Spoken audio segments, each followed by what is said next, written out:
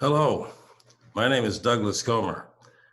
I'm president of US ICOMOS, the United States National Committee of the International Council on Monuments and Sites. And I'm here to welcome you to this series of webinars. Now, in these webinars, we will be examining the role of World Heritage in healing the wounds that have been inflicted by our current global crisis. As we go about doing this, it will be well to remember that this is not the first global upheaval, and it surely will not be the last. We are, all of us, riding a juggernaut. It is a juggernaut of technology.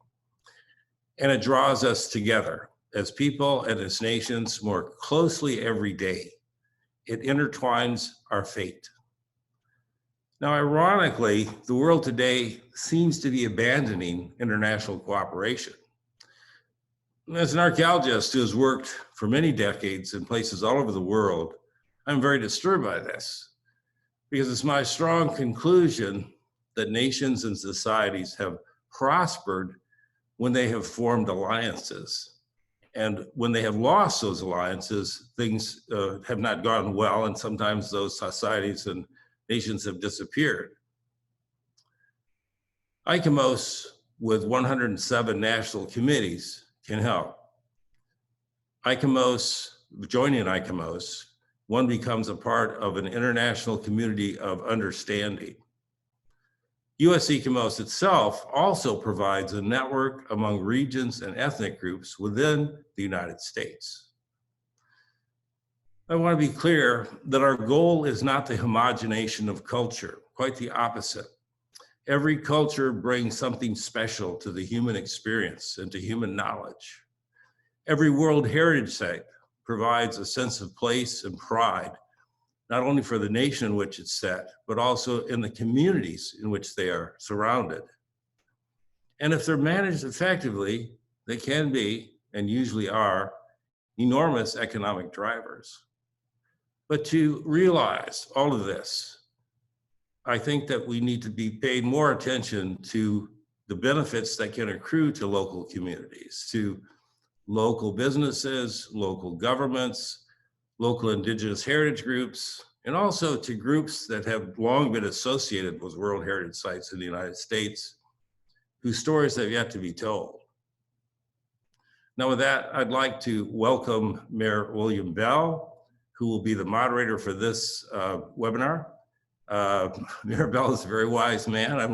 I'm looking forward to hearing what he has to say as moderator and as speaker. So with that, I turn the program over to Mayor Bell. Thank you very much, Mr. President. Hello and welcome to our second webinar presented to you and sponsored by US ICOMOS. The topic today is a very really heated discussion nationwide right now. It's Confederate monuments, the past, present, and future. As Doug indicated, my name is William Bell. I'm the former mayor of Birmingham, Alabama, and a trustee member of the US ICOMOS. Over the next hour, you'll be hearing from two outstanding experts in their field with extensive knowledge on this controversial issue.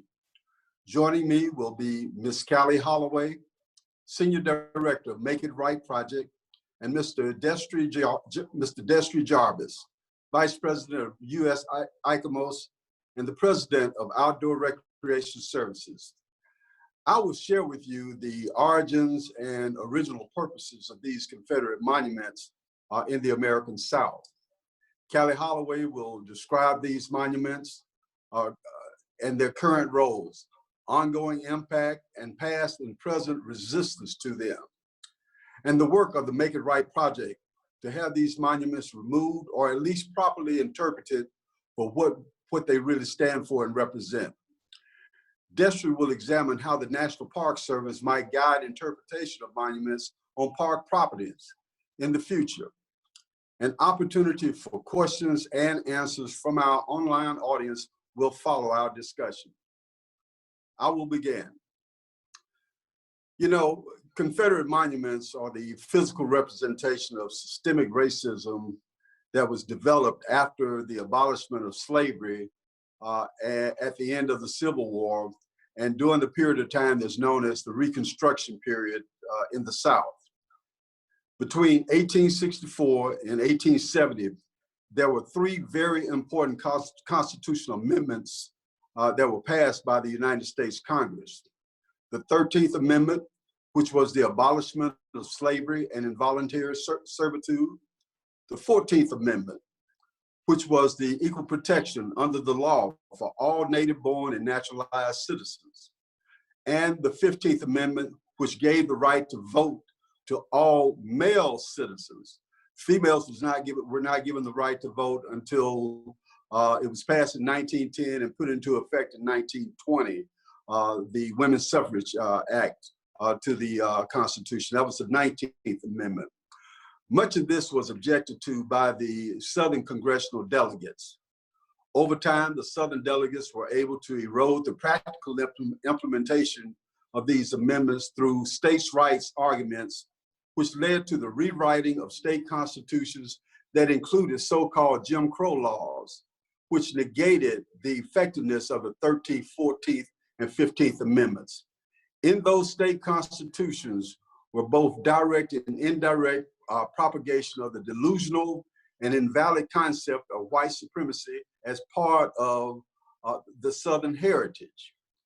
This was embodied by organizations like the Ku Klux Klan, which was founded by Nathan Bedford Forrest, and the development of the Lost Cause Initiative that sought to venerate the actions of sedition by the Old South.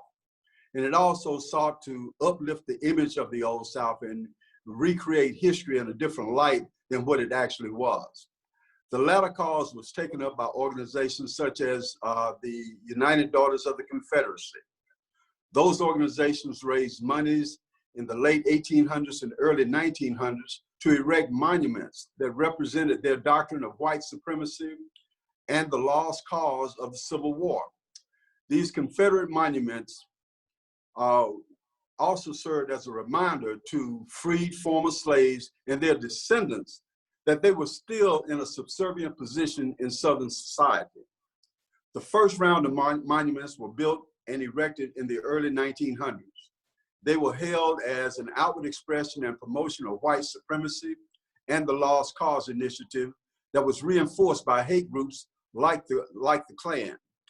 In fact, during this period, the Klan was at its zenith in terms of its recognition and political power, culminating in the 1926 March on Washington. According to the American Historical Association, the erection of these monuments were intended in part to obscure terrorism required to overthrow Reconstruction and to intimidate African Americans politically and isolate them from public life. There was another round of construction and erection of these monuments during the civil rights period of the 1950s and the 1960s. This was done as a countermeasure to the civil rights movement that was to show that the Southern states were still pushing the idea of the lost cause as well as intimidation of Blacks through the white supremacy laws and clauses that were included in many of the state constitutions. According to the American Historical Association, this was promulgated by hate. And it was mentioned in many of the constitutional conventions that the various states, like here in Alabama, John Knox was the president of the Constitution Convention in 1901. And he specifically stated that the purpose of that constitution was to raise the issue of white supremacy and to show that the Southern states were still a powerful entity when it came down to relationships with their former slaves. You know, at this time, I want to bring up a young lady who I mentioned earlier is the senior director of the Make It Right Foundation. Callie Holloway is, as I stated, is the senior director of the Make It Right Project, a national initiative dedicated to taking down Confederate monuments and telling the truth about history.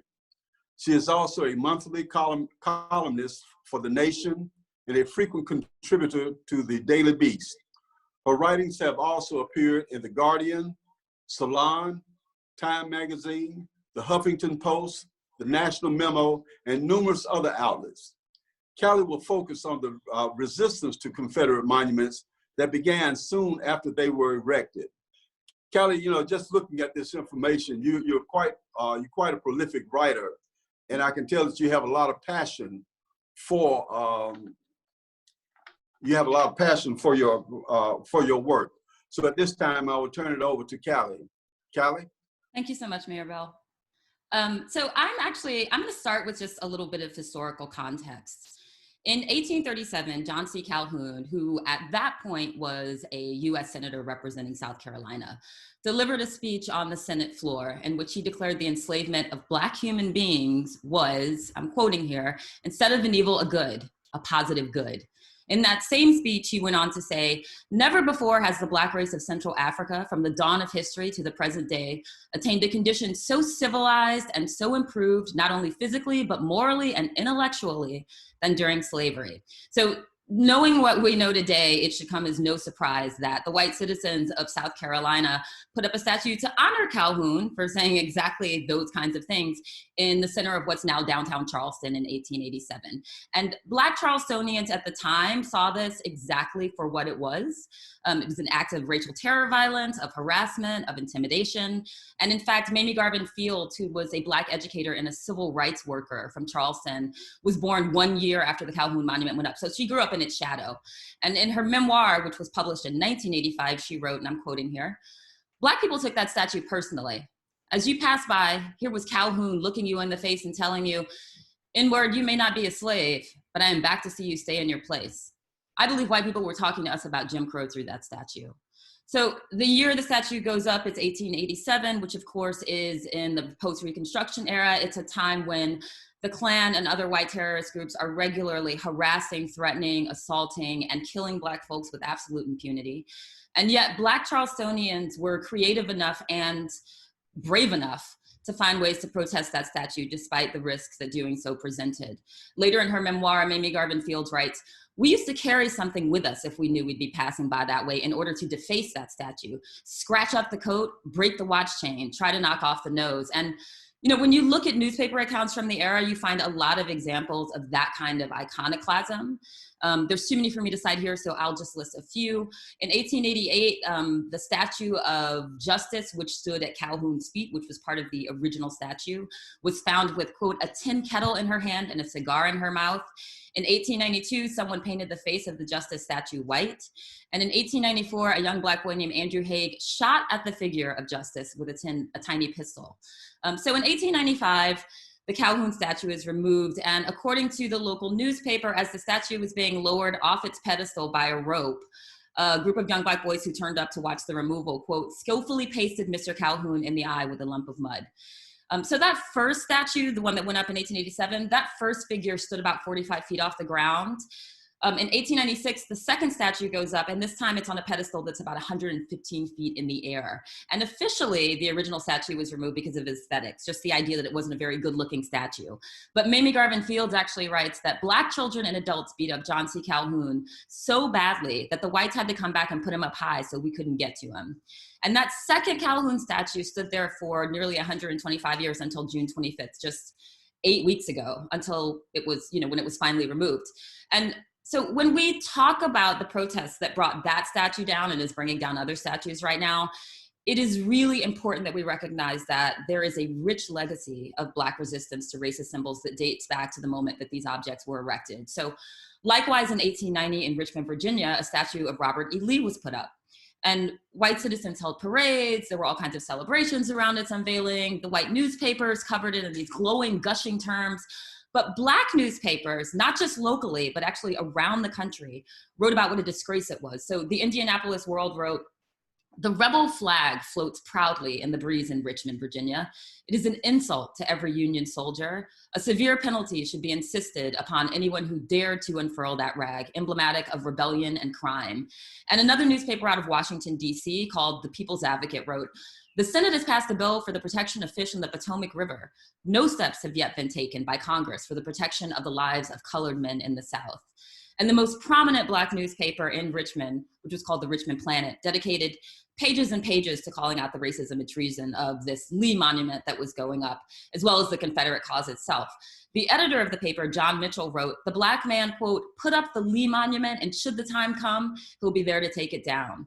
We can also look at Harper's Ferry, West Virginia, which is where the United Daughters of the Confederacy between the 1920s and 30s spent 10 years fighting to put up what they called a faithful slave memorial. So we could dedicate an entire webinar just to talking about loyal slave monuments.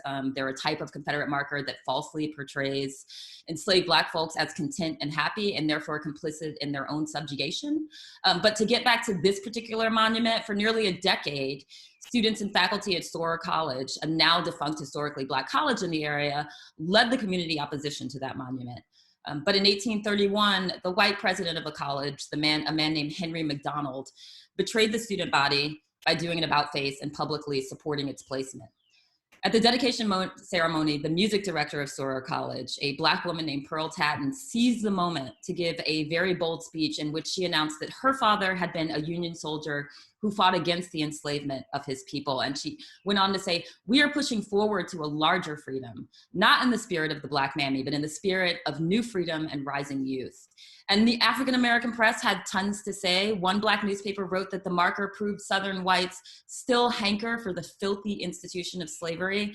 And the Washington Tribune, which in its day was the most prominent Black newspaper in the country, or among them, called the white leadership of Storer College, quote, white Judases, and added, "Their attitude condemns them of attempting to defend the institution of slavery, of justifying present day injustice, of feeding Black youth a vicious opiate of subservience and Uncle Tomism under the false title of education." And the NAACP got involved and launched a campaign demanding that a tablet be placed nearby to honor abolitionist John Brown, who in 1859 led an unsuccessful raid to incite an armed revolt among enslaved Black folks. And the NAACP wasn't successful in that endeavor, but they did make their voices heard. And in fact, the editor of the NAACP's magazine, The Crisis, one W.E.B. Du Bois, wrote that the dedication ceremony had been a pro-slavery celebration. That wasn't the only time he wrote about Confederate monuments. In another article, he wrote that if Confederate monuments were truthful, they would have inscriptions that read, "Sacred to the memory of those who fought to perpetuate slavery." And in that same article, he went on to write, "But that reads with increasing difficulty as time goes on. It does, however, seem to be overdoing the matter to read on a North Carolina Confederate monument, 'Died fighting for liberty.'" So Black protests against these monuments continue to grow during the Civil Rights era, and this is when we see them becoming more overt. For example, in 1966, after the racist murder of a young Black man named Sammy Young in Alabama, students involved in the Student Nonviolent Coordinating Committee, or SNCC, at Tuskegee Institute spray painted Young's name on the pedestal of a Confederate marker in town, along with the phrase Black Power.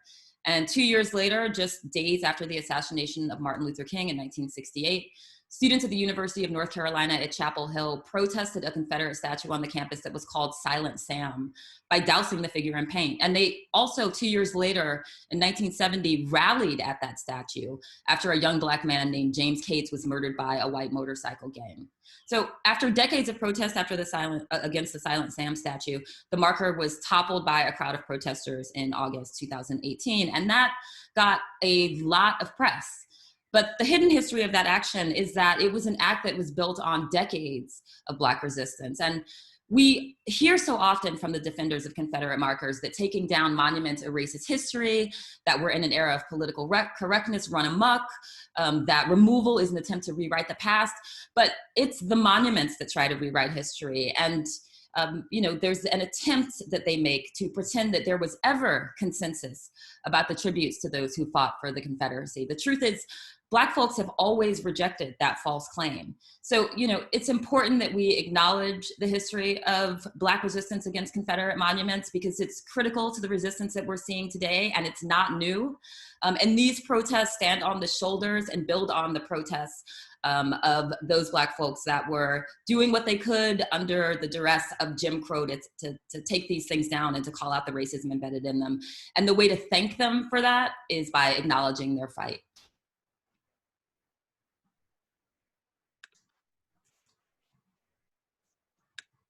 Thank you, Callie. Your comments remind me of that old adage that there's nothing new under the sun.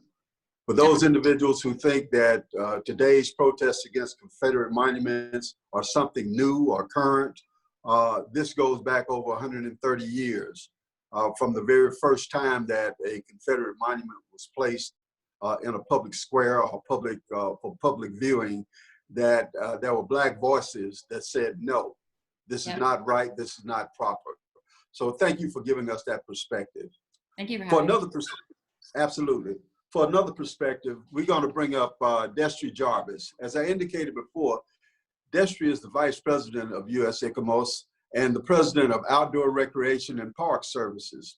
He has spent the past 46 years working professionally in the parks, recreation, historic preservation, tourism, and youth services field, in senior positions for nonprofit associations, for-profit corporations, the U.S. National Park Service, and as a consultant.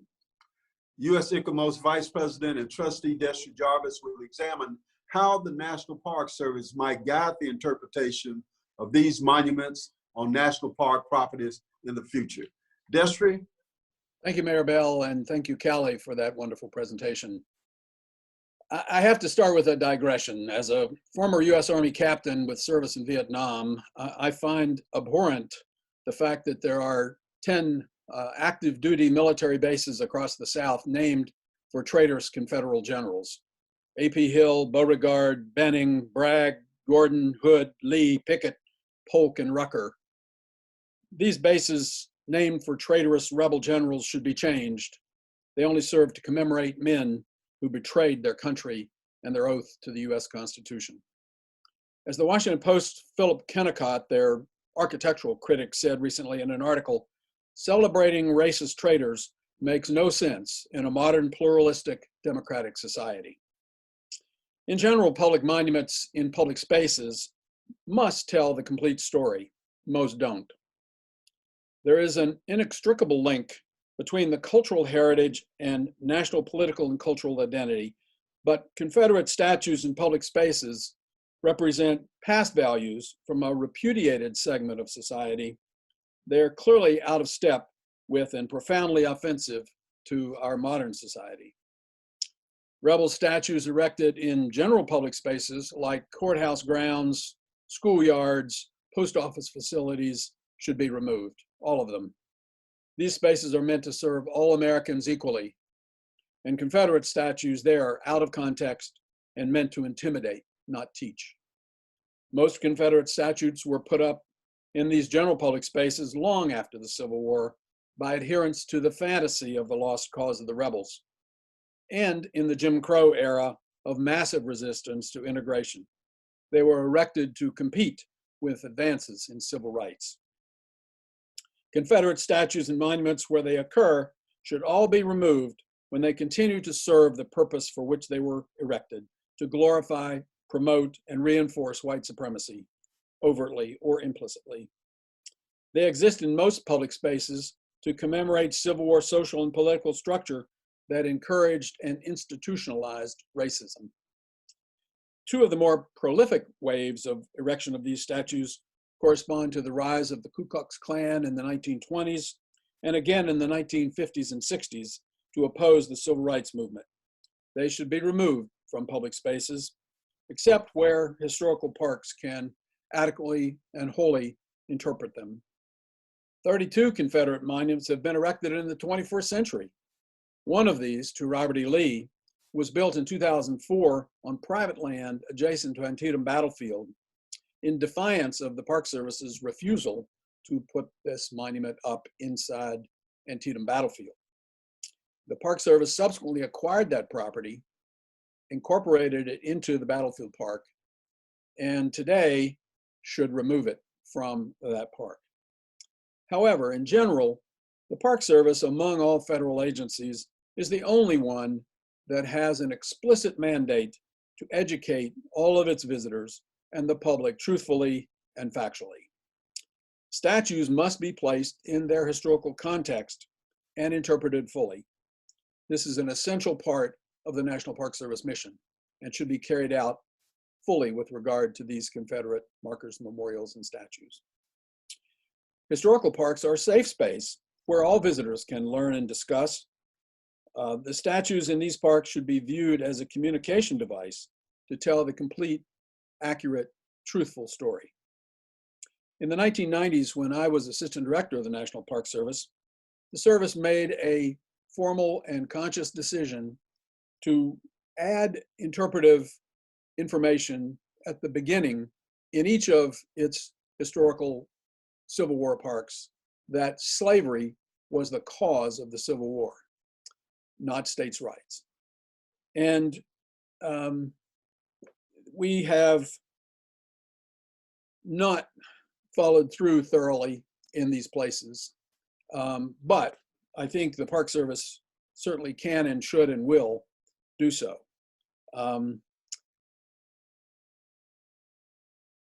The participants, the tactics, the outcomes of the battles will still be interpreted, but put in the context of the cause of the Civil War, which was enslaving people.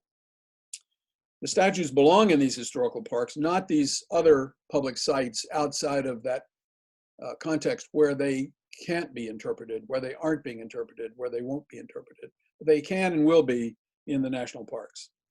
Just this week, in fact, Gettysburg National Battlefield announced their intent to erect interpretive panels at each of the 12 state monuments for the 12 Confederate states that fought at Gettysburg, to fully interpret and contextualize those monuments and what the battle was all about, what the outcome was, and what the cause of that battle was, which again was enslaving people. There are 1,328 monuments, memorials, and markers at Gettysburg Battlefield. 40 of them, including these 12 state memorials, are to Confederates. However, there are a few, such as the Culp Brothers Memorial, which memorializes one brother who fought in the Confederacy and one brother who fought in the Union. That should remain.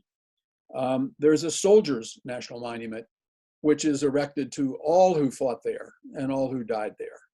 That can remain. Beyond Gettysburg and other Civil War parks, just to put it in context, a Francis Scott Key statue belongs at Fort McHenry here in Baltimore.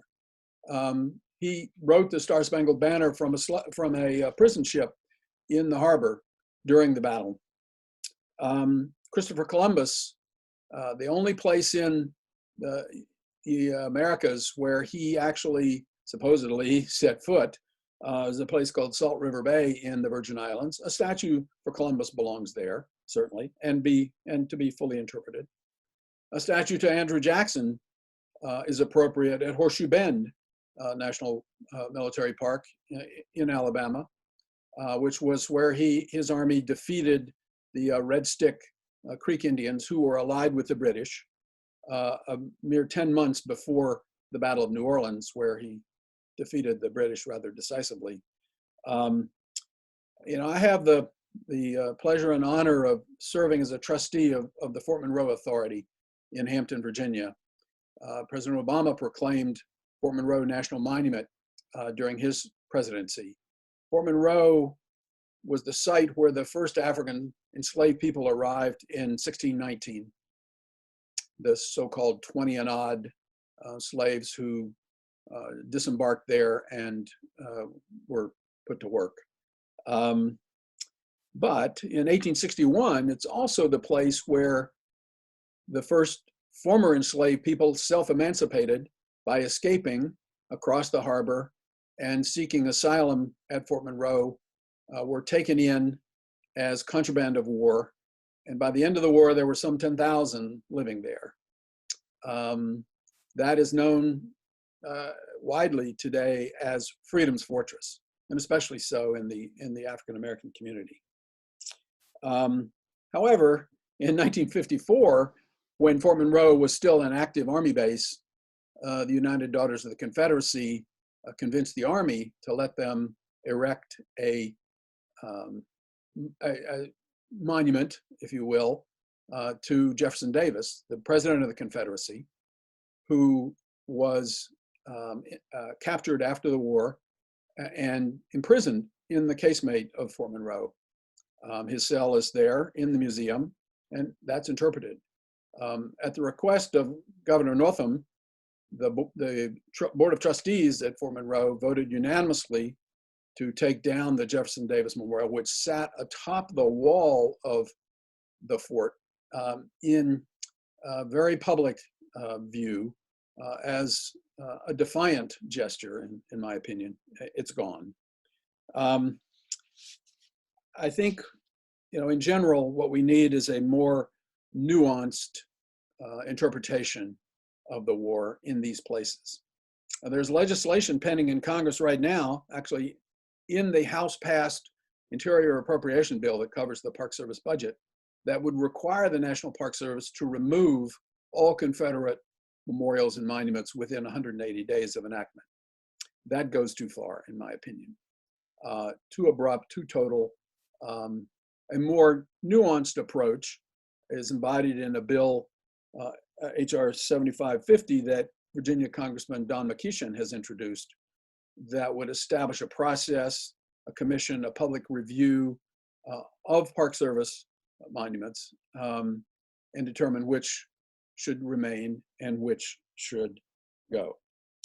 I think this is a clear time when the National Park Service must step up to its responsibility, its education mandate, and its acknowledgement, fully acknowledging the cause of the war, which was enslaving people who are now free. Thank you very much.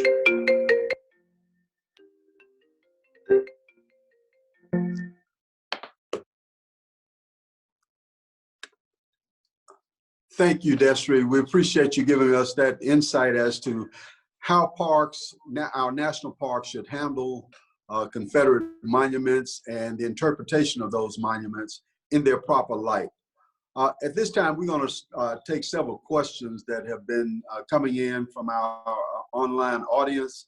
The first one is, well, it's actually a comment, and I'll read it. It says, many of the monuments were put through community campaigns to commemorate. Should there be this type of capital campaign to erect monuments that commemorate people who had values more consistent with American principles? Destry, what's your thoughts on that? And Callie? I think, sure. In communities, I'm not talking about inside the historical parks now, but in communities, I think a consensus can be developed around what's appropriate in modern society. And that's pretty much the way to go. But even so, in public spaces, federal courthouses and post offices, I think those are not the place. But again, in communities, it ends up being up to the community, I think. Callie, do you have a comment? Yeah, it's something I would absolutely support. And I think it says so much about the reasoning behind putting these monuments up, that we have so many monuments to Confederate leaders, but we have almost no monuments to enslaved Black folks or Black folks from the era who, really changed history in so many ways. It's astounding to me that there isn't, for example, a monument to Robert Smalls, who commandeered a ship and managed to navigate through Confederate forces, right? I mean, there are so many folks we could be honoring, and I've actually thought a lot about Ida B. Wells we should have a statue for. So yeah, I think that that kind of lack of representation tells us about why those monuments went up, why they should come down, and who we actually should be commemorating with statues. The next question, Callie, I think you probably can answer this question. It says, what objective resources would you recommend for further study of the history of Black resistance, other than your blogs and your writings, because I know you're very consistent on that? What are some of the other resources, including your writings? To be honest, I don't think that there is a singular place where you can find that information. I mean, having done a lot of writing on this kind of thing and investigating it, and actually until I started doing this work and getting really deep into thinking about some of these issues, I didn't have an awareness of how far back that resistance is extended. It's all stuff that I've sort of cobbled together from numerous places. I will say there is a fantastic book that is specifically about the history of Charleston, which it's called Denmark Vessie's Garden. And it tells the entire history of the Calhoun Monument and ties it into the history of the city and kind of gives you a good sort of blueprint, historical blueprint for how that monument tied to everything about what that city is now and the lengthy campaign of resistance that I didn't even get to go into here to that monument. But I think it just involves, you know, there's a whole breadth of resources once you start looking and digging. Thank you. Destry, the next question, you may be able to shed some light. It says about House Bill HR 7608, and I don't know if that's the same bill that you were referencing earlier, Destry. You say it passed by the House that would require National Park Service to create an inventory of Confederate monuments, markers, and memorials, and then remove them within 6 months. Can you share your views on that, and how would it impact battlefield sites that are outdoor museums for education purposes? Yes, that bill number is the Interior Appropriation Bill for fiscal year 21 that I referenced, and it does require, without qualification, that the Park Service remove Confederate memorials from all the historical parks within 180 days. They would have to inventory them because they don't even know how many there are, I don't think. I talked to the chief historian of the Park Service recently, and she said we don't have a comprehensive inventory at the national level. The individual parks do. But I think overall that provision goes too far. It has passed the House, but it hasn't passed the Senate at this point. Mm-hmm. Mm-hmm. I think there's a better way that I referenced. Congressman McEachin's bill is a much better approach. Okay, we have a question that asks, what does adequate interpretation look like? And let me just say this. When I went to Philadelphia to look at the Liberty Bell and that park that surrounds the facility that housed the Liberty Bell, it talked about George Washington and him setting up the first offices of the president there in Philadelphia. Well, right next to the information concerning George Washington, there was an article that was under glass that talked about a runaway slave by the name of Oni Judd. And that in this advertisement, it went out to everyone to be on the lookout for this particular runaway slave, that she was well-dressed, properly educated, and very articulate, and that she was owned by George Washington. Well, to me, that gives you information that you didn't know about George Washington, and it helps to formulate an overall picture of who he was as a man. And that's not to take away anything in terms of his generalship, in terms of the American Revolution and his leadership as president, but George Washington, the man, that's what it spoke to. So what's your thoughts on that, Destry? And then we'll ask Callie to comment on it. Yeah, I think that's that kind of interpretation is entirely appropriate. No one is perfect, no human anyway, and all of our founders, were human. They were flawed. They did spectacular things in some cases and terrible things in other cases. What the founders did in the colonial times to Native Americans, is at least equal to what happened with African Americans. Jefferson was part of that. Washington was part of that. So, they did things that we should commemorate, but we should tell their story fully. And, comprehensive interpretation includes not only signage like the new interpretive panels that are going up in Gettysburg, but personal interpretation, live interpreters telling the visitors the story completely, fully, accurately. That has to be the right combination, I think, written and verbal. Mm-hmm. Kelly, and I think your efforts through the Make It Right project is to make sure that correct history is told. So what's your thoughts on adequate interpretation? So I have to add that one, the Make It Right project does not dedicate itself to discussing post-movement protocol. So I'm in answering this question, I'm answering as my personal thoughts as opposed to a representative of MIR. But I will say that for me, I think that museums are themselves contextualizing structures. And so when you take these figures out of the public places and spaces that they sit in, which I think is a necessary move, because I think that Confederate statues not only are rallying points often for violence, as we've seen in recent years, and also they race spaces, meaning they create a raced space, which is what they were set up to do very often, informing a park as a white space. I don't think they should exist in general public spaces. I think they should be in museums. We can have a conversation about what that museum looks like, or if that museum is a park as it is in some other countries, or if that museum is one single building that we have that's sort of like the Smithsonian and it's solely dedicated to Confederate monuments. But in my opinion, we do not need to have Confederate figures on pedestals being venerated in spaces that statistically people of color use less than other people do, like our national parks or even our public parks, state parks. We should remove those, and they're relics of Jim Crow. And so is the fact that people don't visit those spaces because they continue to make them feel like they are spaces that keep certain folks out. So that's my personal opinion. Right.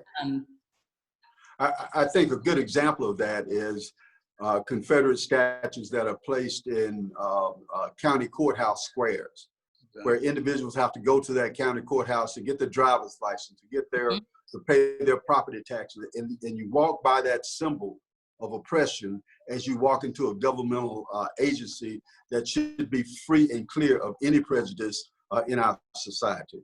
Yeah, and the UDC was very intentional about putting those statues there. They looked for centers of power. It was meant to convey to people that those institutions were not there to serve Black folks or to serve, they would have said Anglo-Saxon folks. Mm-hmm. The next question, and Destry, you probably can answer this one. Can you name a few historic parks you feel are best are doing a good job bringing awareness and giving the full story? Well, I think the Gettysburg is probably one. Certainly the addition of these panels is important to add additional context. But beyond the Civil War, the Park Service also manages what I call sites of shame.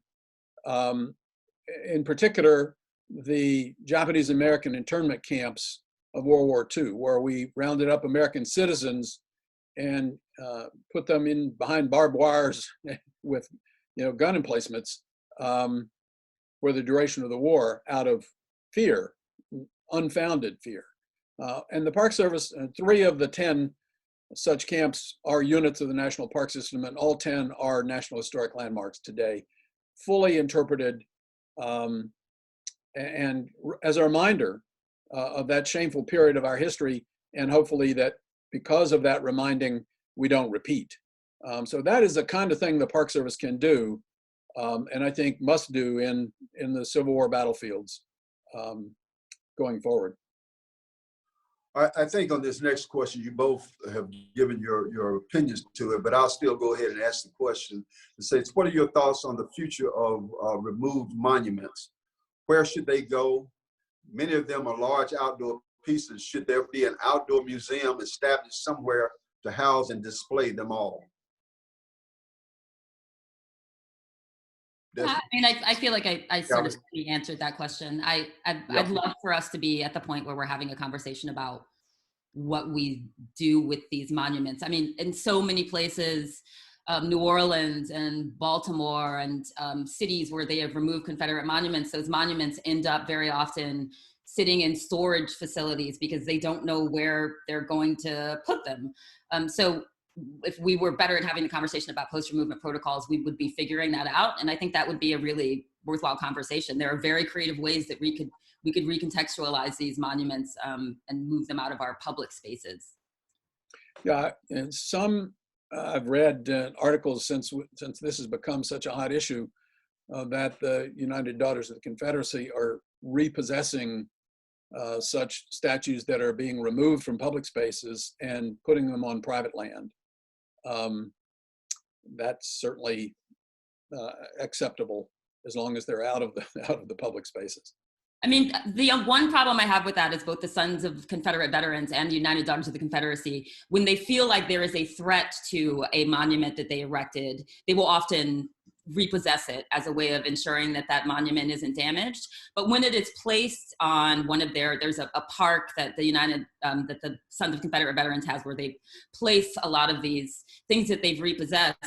And often it's used as a way to put it on private land, but it's visible publicly. So there's a little sleight of hand happening there. So I'm always a little wary of having the UDC repossess stuff, because they tend to place it in a place where it's still pretty visible in public in a lot of ways. Yeah. But again, this is the kind of thing we could address if we were having more of a national conversation around how we would deal with them.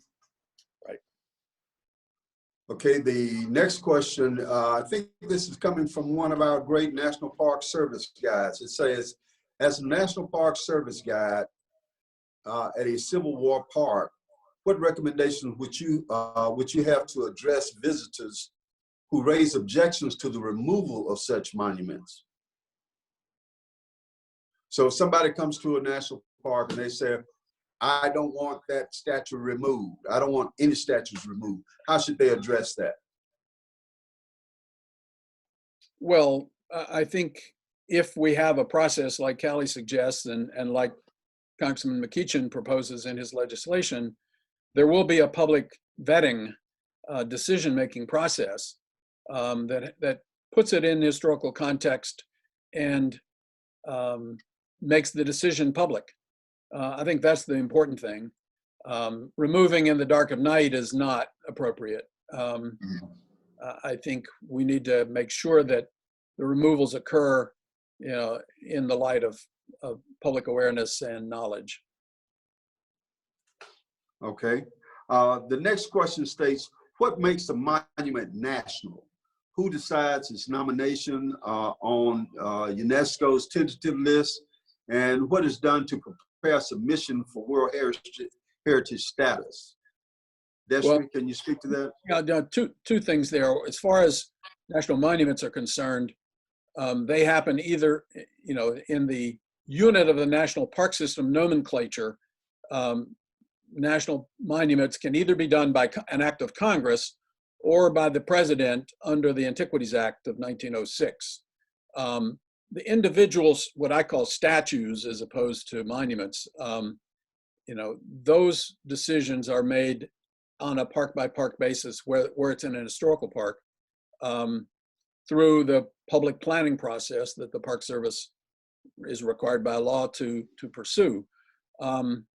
As far as World Heritage is concerned, none of the Civil War parks exhibit outstanding universal values to be inscribed on the World Heritage list at this point.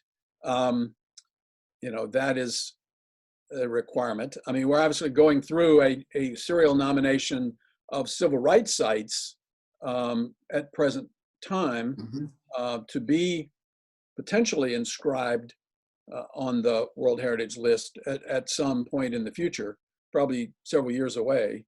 At this point, there are proposed to be something like 10 sites. There's been a process that identified 300 sites important to the civil rights movement. But there'll be a public process utilized to make that happen at some point in the future, yet to be finalized. I don't think, personally, I don't think the Civil War itself rises to that level of world significance. Destry, just to piggyback on what you're saying, as former mayor of Birmingham, we initiated the effort to get our civil rights district identified as a national monument. And we started, the first route was to go through the Congress. But because of the slow wheels of Congress and things of that nature, we also reached out to President Obama, who on the 13th of December, before he went out of office, he signed into law making our Civil Rights District a national monument. And we now have a National Park Service guide there, and other things are being prepared for the area. We also met with the World Heritage Group to try to start that process of getting it identified as part of the World Heritage. As you say, it's a long process that may take years to happen.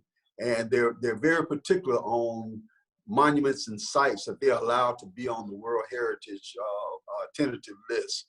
So, but that is something that we will continue to push going into the future.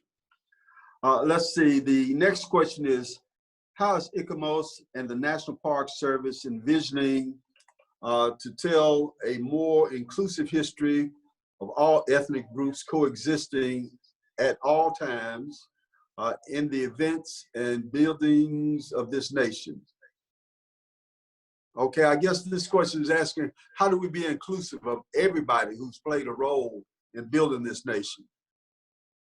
Well, it starts with telling the full story. I mean, it starts with research. It starts with full knowledge, and then telling it completely. I mean, there were Africans in the Revolution, African Americans, and you know, Chinese immigrants built the Transcontinental Railroad. I mean, the United States was not built by European immigrants alone. And certainly from a Native American perspective, there are most of the U.S. World Heritage Sites already inscribed have Native American cultural significance. And I mean, that goes to the Grand Canyon or Glacier National Park with the Blackfeet and the Salish Kootenai, you know, that are very much a part of that park's history and almost every other park. And so I think it's just a natural thing that our ability to tell the complete story must continue and be inclusive. It hasn't always been, but it needs to be going forward. I have a question that's directed to me. It says, can Mayor Bell talk about Birmingham monument removal process? You know, my last year in office, we were faced with the issue concerning the Confederate monument that existed in our public space, our public park between the county courthouse and City Hall. There was a lot of controversy around that particular statue. In fact, there were threats from all sides, from one group to come and tear it down, and another group to come and quote unquote protect it. That other group was the Klan. During that period of time, I, as mayor, ordered that a box be put around that particular monument because there was a state law that prohibited us from even touching the monument or removing it. And according to the state attorney general, he said that there was a $25,000 a day fine if we touched it or removed it or in any way tried to attempt to remove it. We ended up being sued by the attorney general who had asked for an injunction to be placed against us, and the statue was not taken down. After about two and a half years of litigation, the Supreme Court ruled that it was a valid law that protected the monument, but that the fine was only $25,000 if you removed it. After the George Floyd killing took place and protests erupted the 31st of May and June 1st, there was a protest in Birmingham in which many of the protesters tried to take that monument down themselves. The current administration made a commitment that they would take the statue down and pay the $25,000. And so the statue was removed and the city did pay a $25,000 fine to the state. But after that, there were many other cities in Alabama that also paid $25,000 to have their statues removed. Now, they weren't sued like Birmingham was, but it started a trend for all of these other cities to remove those statues from public spaces, not historical parks or national parks, but like county courthouses and public rights-of-ways and things of that nature. The next question is, here's one: the Six Flags over Texas, and we might want to add Georgia as well, represent all 6 governments of the state of Texas that Texas was ruled by, including the Confederate States of America. So there are state government buildings that include the flag and the seal of the Confederate States of America. Although most people don't recognize them as CSA, how do you think states like Texas should handle such representations of the Confederacy? I might add, Mississippi legislature voted to remove the Confederate battle symbol from their state flag, and that was signed by the governor, and I think they've instituted that process. Don't know about Texas and some other states, but Destry and Callie, what's your thoughts on that? Well, I know when I was growing up, I'm originally from the South and from Georgia. When I was growing up, Georgia's flag was essentially, Yep, 2/3 the Confederate flag. I am a staunch believer in the idea that we do not need Confederate iconography of any sort. So I think my answer is pretty clear on whether or not that flag needs to be up. It's representative of something that's, it's disgusting in every way, and I would vote for its removal. Mm-hmm. Destry?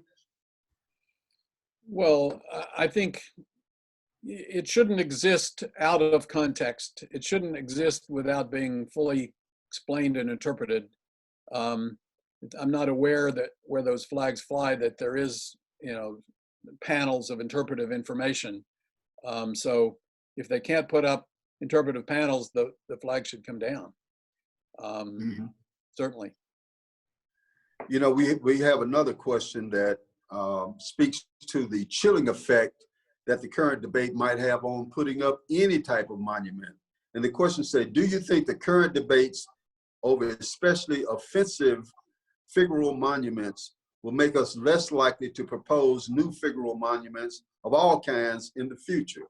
My answer is no, because, in the proper context, for someone like a Martin Luther King or a Nobel Prize winner, someone who has done something significantly to improve the lives of all people, I think they should be represented in some form or fashion through the proper process.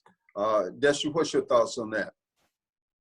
I agree, Mayor Bell. I think one single point of view organization should not be making decisions about putting up anything in public spaces.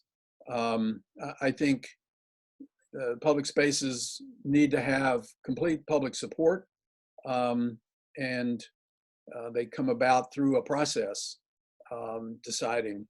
There are plenty of people important to American history that are not recognized in any way in public spaces. One of the last things I worked on a few years ago toward the end of the Obama administration was women and minorities important to science that have not been publicly recognized the way white guys have been. And there's plenty of examples. Certainly the movie Hidden Figures brought that to public attention in a spectacular way. And I think we need to do more of that kind of thing. But do it through a public process so that there's general support when it happens. Okay, we have right at about a minute and a half. Give me a 20-second closing, Destry. Since Callie started off, we're going to let you go first. Just 20 seconds on your thoughts as to where we should go from here. I think we need a public process. I think We need to engage the public in a modern pluralistic society sense that's all inclusive. And I think as we go through this, I will stick to the position I took before, that these statues in courtyards and schoolyards and post office grounds should be removed, period. I think in other places like parks, we'll take a more contemplative process to give it full consideration with public involvement. All right. Callie, 20 seconds, your thoughts. Well, I think for those of us who are interested in seeing the removal of those statues, the emphasis should be on teaching history, not just public memory, right? Like actual history. We have a very selective version of history that we tell. And I think that the more that we actually inform folks, and it's not just so much educating as re-educating folks about what these statues stand for, I think that that means we will have a better, more informed and honest debate about what we should do with this statuary. I think that's the key, an honest debate using the facts, not emotion, not what we would like things to historical be. mythologies about the old South. Exactly, exactly. So I want to thank you, Callie. I want to thank you, Destry, for really enlightening us and really approaching this very sensitive topic in a very thorough and intellectual way. And again, this is the second webinar of US ICOMOS. And I just want to really express my appreciation to the work that you all have been doing and continue to do in this arena. So thank you all so much. And for those in the listening audience, we appreciate you all participating and listening and submitting your question. Keep the dialogue going. That's how we make change, by having conversations, by looking at the truth and speaking the truth. So thank you all so much. We look forward to seeing you in the future. Thank you.